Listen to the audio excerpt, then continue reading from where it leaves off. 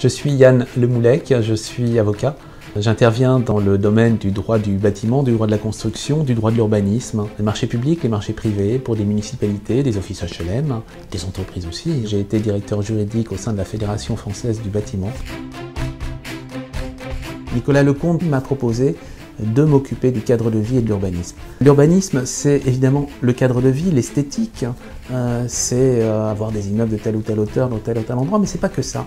Pour une ville comme Quiberon, il y a des enjeux énormes en la matière. L'urbanisme, c'est aussi s'occuper des gens et trouver des solutions innovantes pour permettre à l'activité économique de se développer. L'urbanisme, c'est un peu tout ça et c'est absolument passionnant.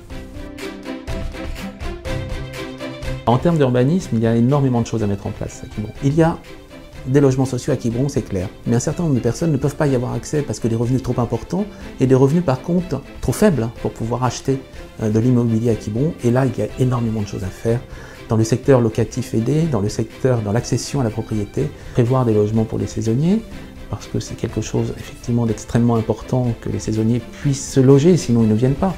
Et s'il n'y a pas de saisonniers qui viennent l'été, ça nous pose un véritable problème en termes d'activité économique. Enfin, il y a aussi un autre projet qui me semble extrêmement important, ce sont les sites patrimoniaux remarquables. Nous pouvons protéger par ces sites des zones, des espaces de végétalisation par exemple, une maison à un endroit, un village, et en cas de changement de majorité, une nouvelle équipe ne pourra pas revenir sur le classement de ces zones. Et ça, je pense que c'est un projet absolument essentiel pour la ville de Quiberon.